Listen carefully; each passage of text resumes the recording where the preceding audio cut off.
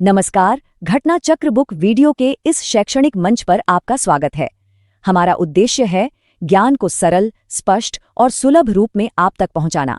आइए आरंभ करते हैं अध्ययन और सफलता की इस यात्रा को। नमस्कार। चलिए आज एक सफर पर चलते हैं भारत के हरे भरे खजाने की दुनिया में और देखते हैं कि ये जो आंकड़े हैं ये हमारे जंगलों और पेड़ों के बारे में असल में कौन सी कहानी सुनाते हैं। तो शुरुआत एक बहुत ही सीधे से सवाल से करते हैं। भारत का सबसे हरा भरा राज्य कौन सा है? अब ये सुनने में तो बड़ा आसान लगता है, पर इसका जवाब उतना सीधा है नहीं।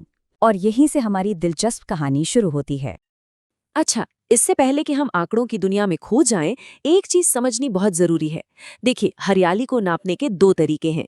एक है वनावरण, मतलब वो बड़े बड़े घने जंगल जो सरकारी रिकॉर्ड में दर्ज हैं, और दूसरा है वृक्षावरण, यानी वो पेड़ जो इन जंगलों के बाहर हैं, हमारे शहरों में, खेतों के पास, सड़कों के किनारे।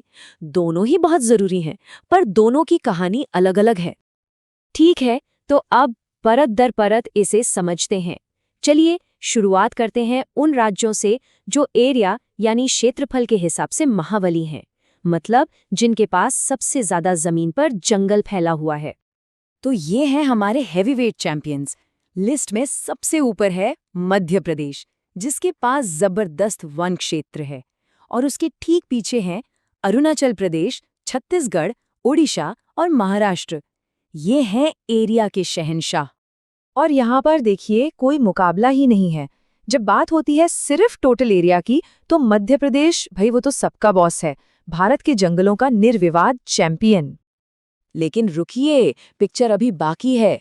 टोटल एरिया तो कहानी का सिर्फ एक हिस्सा है ना? असली मजा तो तब आता है जब हम नजरिए को बदलते हैं। अब देखते हैं कि कौन से राज्य अपनी कुल जमीन का सबसे ज्यादा हिस्सा जंगलों को देते हैं। यहाँ से कहानी पूरी तरह पलट जाती है। और ये देखिए, लीडर बोर्ड एकदम बदल गया। भारत का नॉर्थ ईस्ट यहाँ पूरी तरह से छाया हुआ है। मिजोरम तो अपनी अलग ही लीग में है, जिसकी 85% से भी ज्यादा जमीन पर सिर्फ जंगल हैं। उसके बाद अरुणाचल प्रदेश, मेघालय, मणिपुर और नागालैंड का नंबर आता है। जरा एक मिनट रुककर इस बात को समझिए। मतलब आप मिजोरम में कहीं भी खड़े हों, बहुत ज्यादा चांस है कि आपके चारों तरफ जंगल ही जंगल हो। ये प्रकृति को बचाने का एक ऐसा कमिटमेंट है जो सच में हैरान कर देने वाला है। अच्छा, तो हमने टॉपर्स की बात तो कर ली, पर एक पूरी ईमानदार तस्वीर के लिए हमें स्पेक्ट्रम के दूसरे छोर को भी देखना होगा, यानी वो राज्य जहां जंगल सबसे कम है। अब यहाँ एक पैटर्न दिखता है ना? हरियाणा और पंजाब दोनों ही लिस्ट में हैं, चाहे एरिया की बात हो या परसेंटेज की। ये हमारे देश के ब्रेड बास्केट हैं, मतलब खेती यहाँ बहुत ज्यादा होती है। तो ये दिखाता है कि खेती और जंगल के बीच एक संतुलन बनाना कितना बड़ा चैलेंज है।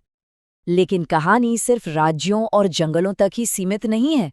इन आंकड़ों में कुछ और भी दिलचस्प किस्से छुपे हैं।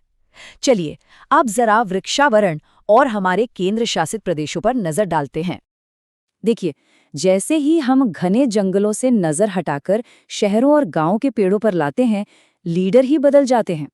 एरिया की बात करें तो महाराष्ट्र, राजस्थान और उत्तर प्रदेश जैसे बड़े राज्य आगे हैं, पर जब परसेंटेज की बात आती है तो केरला और गोवा जैसे छोटे लेकिन हरियाली से भरपूर राज्य बाजी मार ले जाते हैं। और हमारे यूनियन टेरिटरीज तो अपनी ही एक अलग कहानी कहते हैं। सोचिए, जम्मू और कश्मीर एरिया में सबसे बड़ा, तो छोटा सा द्वीप लक्षद्वीप परसेंटेज में सबसे आगे। और चंडीगढ़ और दिल्ली, हमारे बिजी शहर, ये दिखा रहे हैं कि कंक्रीट के बीच भी हरियाली हो सकती है। और आखिर में ये डेटा हमें भारत के कुछ सबसे कीमती खजानों की सैर भी कराता है, हमारे बायोस्फीयर रिजर्व्स। ये वो जगह हैं जो हमारी बायोडाइवर्सिटी के किले हैं। नंदा देवी से लेकर कंचनजंगा तक ये हमारे देश की असली दौलत हैं। तो इतनी सारी बातें, इतनी सारे आंकड़े, इसका मतलब क्या है? इन सब से हमें क्या समझना चाहिए? सबसे बड़ा सबक क्या है? तो बात सीधी सी है, हरा भरा होने का कोई एक फॉर्मूला नहीं है। एक तरफ मध्य प्रदेश जैसे जायंट हैं जिनका एरिया बहुत बड़ा है, दूसरी तरफ मिजोरम जैसे चैंपियन है जिनका डेडिकेशन कमाल का है। और सच तो ये है कि भारत की हरियाली को इन दोनों की ही जरूरत है। तो आखिर में ये सिर्फ नंबर नहीं है, ये एक कहानी है, हमारे देश की, हमारी सफलताओं की और हमारे सामने खड़ी चुनौतियों की। और ये हम सबको एक अहम सवाल के साथ छोड़ जाती है कि हम आने वाले कल में भारत की इस हरी भरी तस्वीर को कैसा बनाना चाहते हैं।